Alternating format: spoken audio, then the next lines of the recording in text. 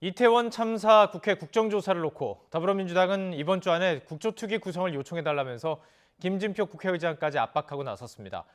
국민의힘이 지금 시점에서는 압도적 다수가 반대한다며 국조 불가 입장을 고수하는 가운데 양당의 장외 여론전도 불붙고 있습니다. 정현우 기자의 보도입니다.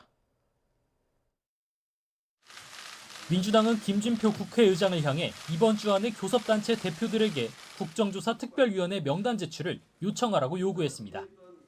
오는 24일 본회의에서 국조계획서 처리를 목표로 시한까지 정해 국민의힘과 김 의장을 동시에 압박하기 시작한 겁니다.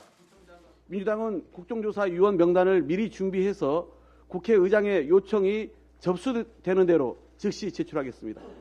국민의힘도 국민 뜻을 거역하지 말고 이제라도 진실을 규명하는 국정조사에 동참해 줄 것을 거듭 촉구합니다.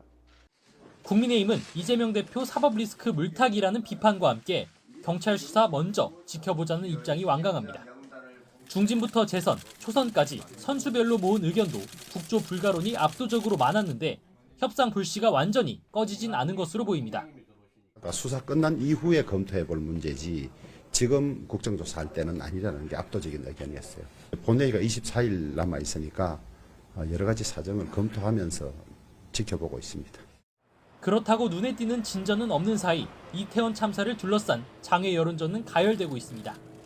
국민의힘은 이태원 소상공인들을 만나 실질적인 지원을 약속하면서 참사 후속 대책을 강조하는 데 주력했고 상인분들의 어려움들이 제2의 또 제3의 또 어려움이 가중되지 않는 부분으로 하고 더 큰 불행한 일이 일어나지 않게끔 하는 데 있어서 말씀들 좀 듣고 민주당은 국회에서 토론회를 열고 사고 원인 규명은 물론 윤석열 정부 책임자들에 대한 문책 필요성을 역설했습니다.